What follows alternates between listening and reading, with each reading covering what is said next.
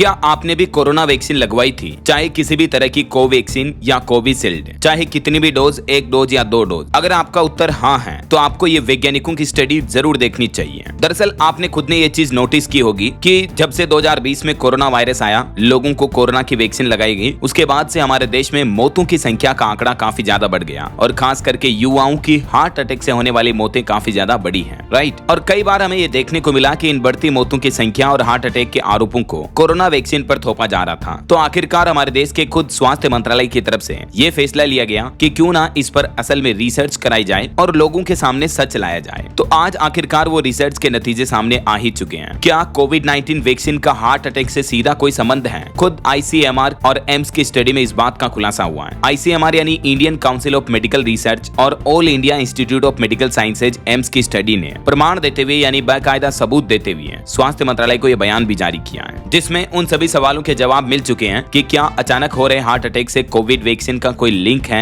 या नहीं। आखिरकार अचानक हो रही मौतों के पीछे असली वजह क्या है, कोरोना वैक्सीन या कुछ और? स्वास्थ्य मंत्रालय ने स्टडी रिपोर्ट के जरिए खुद इस बात का खुलासा किया है। तो चलिए देखते हैं आज जो ये एम्स और ICMR की लेटेस्ट स्टडी सामने आई है, इसमें नतीजे क्या बताए गए और उनके पीछे तर्क क्या दिया गया। प्रैक्टिकल रिपोर्ट आपको बताऊंगा। सबसे पहले तो स्वास्थ्य मंत्रालय की तरफ से आज ये स्टेटमेंट दिया गया कि हार्ट अटैक से होने वाली मौतों का कोविड वैक्सीन से कोई संबंध नहीं है और इस प्रयोग में 18 से 45 साल के लोगों पर स्टडी की गई। कोविड के बाद से अचानक होने वाली मौतों पर हुई इस स्टडी में ICMR ने खुद ये दावा किया आज कि वैक्सीन से इसका कोई संबंध नहीं है। लेकिन आखिर आप कैसे मानोगे कि ये दावा सही है? इस दावे में कितनी सच्चाई है और ये दावा जो किया जा रहा है इसके पीछे प्रैक्टिकल वैज्ञानिक कारण क्या है, तर्क क्या है? तो चलिए इसीलिए तो मैं आपको ये पूरी स्टडी विस्तार से समझाता हूँ। वैज्ञानिकों ने जो ये प्रयोग किया 18 से 45 साल के लोगों के अचानक मौतों पर आधारित है। ये स्वास्थ्य मंत्रालय की तरफ से आज प्रेस रिलीज जारी करके इन प्रयोगों की जानकारी दी गई और इस स्टडी में ये साफ साफ कहा गया है कि भारत की कोविड वैक्सीन सेफ और इफेक्टिव है। इससे होने वाले गंभीर साइड इफेक्ट के मामले काफी रेयर हैं। स्टडी में ये बताया गया कि अचानक हुई मौतों की अन्य वजह हो सकती हैं। वैसे आपकी जानकारी के लिए बता दूं, भारत में कुल 2 कोविड वैक्सीन विकसित हुई थी। भारत बायोटेक ने ICMR के सहयोग से कोवैक्सीन का निर्माण किया था और वहीं सीरम इंस्टीट्यूट ऑफ इंडिया ने ब्रिटिश कंपनी एस्ट्राजेनेका के फॉर्मूले से कोविशील्ड कोरोना वैक्सीन बनाई थी, राइट। इन दोनों वैक्सीन में से कई लोगों ने अलग अलग तरह की वैक्सीन लगाई, खैर उससे कोई फर्क नहीं पड़ता। और अपन इस वैज्ञानिक रिसर्च के तथ्यों और प्रमाणों को देखें इससे पहले आप कुछ कोरोना वैक्सीन से जुड़े डेटा देख लीजिए ताकि आपको आगे समझने में आसानी होगी। दोस्तों, कुल 220 करोड़ डोज भारत में कोरोना वैक्सीन की लगी थी, जिनमें से लगभग 4.5 करोड़ से ज्यादा कोविड मरीज अब तक ठीक भी हो चुके हैं। वैसे तो कोरोना 2020 में आ गया था, लेकिन 2021 जनवरी से भारत में कोरोना वैक्सीन लगनी शुरू हुई थी और उस गंभीर कोरोना काल के समय के दौरान भारत रूस और चाइना के बाद कोविड वैक्सीन का तीसरा सबसे बड़ा निर्यातक यानी एक्सपोर्टर देश भी बना। हर व्यक्ति को 2 डोज कोरोना वैक्सीन के दिए गए और एक्सपोर्ट की अगर बात करें तो 23 करोड़ से भी ज्यादा कोविड वैक्सीन भारत ने दुनिया भर में सप्लाई की थी। ऐसे में दोस्तों, जब कोरोना वैक्सीन के बाद लोगों के मौतों की संख्या में अचानक से बढ़ोतरी होने लगी तो फिर मौतों की असली वजह जानने के लिए ICMR और NCDC स्टडी की है। ICMR का मतलब तो आप समझ गए होंगे, Indian council of medical Research Organization, जबकि NCDC का मतलब है नेशनल कोऑपरेटिव डेवलपमेंट कॉर्पोरेशन। तो इन दोनों ऑर्गेनाइजेशन ने मिलकर कोरोना के बाद अचानक होने वाली मौतों की वजह समझने के लिए ये एक्सपेरिमेंट करवाया। इसके लिए 2 रिसर्च स्टडी की जा रही है। जो पहली रिसर्च है वो पिछले डेटा पर आधारित थी और जो दूसरी है वो रियल टाइम इन्वेस्टिगेशन से जुड़ी है। सबसे पहले आप पहली स्टडी को समझिए। पहली स्टडी में वैज्ञानिकों ने बताया कि कोविड वैक्सीन से अचानक मौत का जोखिम नहीं है। ICMR के national institute of epidemiology NIE ने मई 2023 से लेकर अगस्त 2023 तक 19 राज्यों और केंद्र शासित प्रदेशों के 47 अस्पतालों पर स्टडी की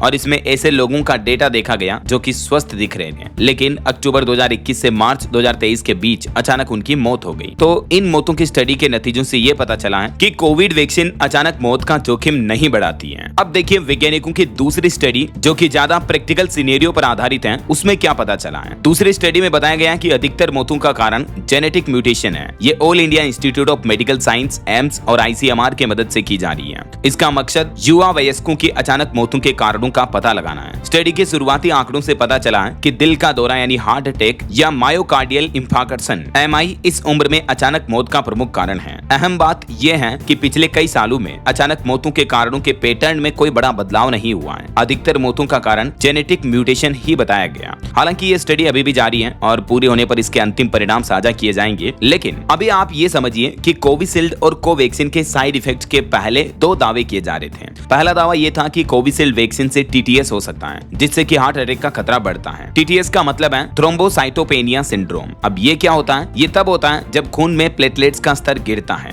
प्लेटलेट्स रक्त कोशिका के टुकड़े होते हैं। ये कहीं हमें चोट लगने पर खून को जमाने में मदद करते हैं, यानी ब्लड क्लोटिंग करते हैं वहां पर, ताकि हमारे शरीर के उस हिस्से से लगातार खून बहता ना रहे। Red blood cells, RBC, platelets और व्हाइट ब्लड सेल्स तीनों कॉम्बिनेशन में वर्क करती है यहाँ पर। तो ब्रिटेन की एक फार्मा कंपनी एस्ट्राजेनेका ने अप्रैल 2024 में ये माना था कि उनकी कोविड वैक्सीन से खतरनाक साइड इफेक्ट्स हो सकते हैं। हालांकि ऐसा बहुत रेयर यानी दुर्लभ मामलों में ही होगा। एस्ट्राजेनेका के फॉर्मूले से ही भारत में सीरम इंस्टीट्यूट ने कोविशील्ड नाम से वैक्सीन बनाई थी, क्योंकि तो ब्रिटिश हाईकोर्ट में जमा किए गए दस्तावेजों में कंपनी ने यह माना कि उसकी कोरोना वैक्सीन से कुछ मामलों में थ्रोम्बोसिस, थ्रोम्बोसाइटोपेनिया सिंड्रोम यानी जिसे टीटीएस शॉर्ट फॉर्म में कहते हैं वो हो सकता है। और इस बीमारी के वजह से हमारे शरीर में खून के थक्के जम जाते हैं और प्लेटलेट्स की संख्या गिर जाती है। तो इस वजह से मतलब हो सकता है कि हमारे शरीर में ब्लड क्लोटिंग हो जाए इंटरनल, और उस वजह से लोगों में हार्ट अटैक आ रहे हो। ठीक है, पहला दावा ये किया गया था। दूसरा दावा जो था वो ये था कि कोवैक्सीन से भी गुलियन बेरी सिंड्रोम यानी ब्लड क्लोटिंग के लक्षण दिख सकते हैं। NINDS के मुताबिक हर साल 1 लाख लोगों में सिर्फ एक ही व्यक्ति को गुलियन बेरी सिंड्रोम होता है। GBS इसे शॉर्ट फॉर्म में कहते हैं। इससे भी पीड़ित मरीजों में ब्लड क्लोटिंग हो जाती है इंटरनली, और कार्डियक अरेस्ट और इन्फेक्शन का खतरा बढ़ जाता है। 20% मरीजों को वेंटिलेटर का सहारा लेना पड़ता है इस केस में, जबकि 7.5% मरीज GBS से पीड़ित जो हैं, इन लोगों की हर साल मौत हो जाती है। 25% मरीज 6 महीने तक चलने फिरने लायक नहीं हो पाते हैं। तो इकोनॉमिक टाइम्स ने साइंस जर्नल स्प्रिंगर लिंक में पब्लिश हुई एक रिसर्च के हवाले से ये रिपोर्ट लिखी थी। रिसर्च के मुताबिक बनारस हिंदू यूनिवर्सिटी BHU में हुई स्टडी में हिस्सा लेने वाले लगभग 1/3 लोगों में कोवैक्सीन के साइड इफेक्ट्स देखे गए थे।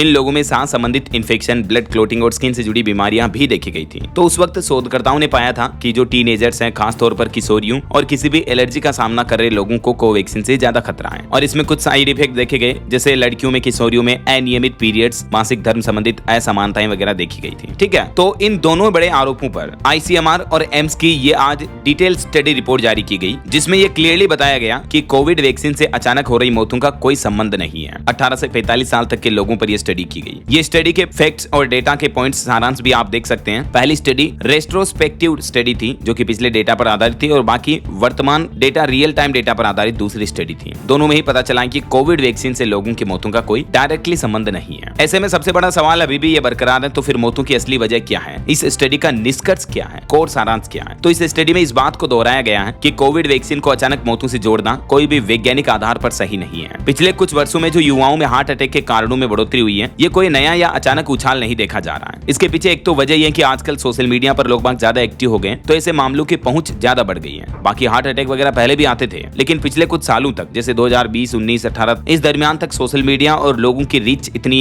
नहीं थी कि ऐसे मामलों को लोग बाग आसानी से जान सके। तो आजकल क्या है कि पता ज्यादा चलने लगा लोगों को। बाकी वैज्ञानिक फैक्ट पर साइंटिफिक और मेडिकल रिसर्च के अकॉर्डिंग जो हॉस्पिटलों के ओरिजिनल डेटा है, उसमें पिछले कुछ वर्षों में और हाल ही के वर्षों में युवाओं में हार्ट अटैक के कारणों में कोई नया ज्यादा उछाल नहीं देखा गया। ज्यादातर मामले जो आनुवांशिक यानी जेनेटिक और जीवन शैली से जुड़े कारणों की वजह से हुए हैं, न कि कोरोना वैक्सीन के कारण। अगर आपका खान पान सही नहीं है, आप गलत तरीके की जीवन शैली जी रहे हो, आपका लाइफ का रूटीन वर्क सही नहीं है, तो इस वजह से भी हार्ट अटैक के मामले बढ़ सकते हैं। योगा, वर्कआउट, एक्सरसाइज करें, स्मोकिंग, ड्रिंकिंग वगैरह ना करें, दारू शराब ना पिएं, अच्छी चीजें खाएं, बाहर बाजार का भोजन ना खाएं, तली भुनी चीजें ज्यादा ना खाएं, फल फ्रूट खाएं। तो ये बेस्ट जीवन शैली के एग्जाम्पल है ना। तो सच को प्राथमिकता दें, अफवाहों से सावधान रहें। उम्मीद है ये साइंटिफिक रिसर्च और स्टडी आपको जरूर जानने मिली होगी। अब इस पर आपके क्या राय और विचार हैं? आपकी व्यक्तिगत राय, विचार, आपका पर्सनल व्यू जरूर मुझे बताइए इस वीडियो के नीचे कमेंट करके। साथ ही इस वीडियो को लाइक और शेयर करना, DLS न्यूज चैनल को सब्सक्राइब करके बेल आइकन जरूर दबा देना, रोजाना ऐसी इंफॉर्मेटिव जानकारियां, महत्वपूर्ण समाचार देखते रहने के लिए। ओके, ख्याल रखिएगा अपने आप का, अपने परिवार का। मिलेंगे अगले नेक्स्ट अपडेट में, तब तक के लिए जय हिंद, जय भारत, वंदे मातरम।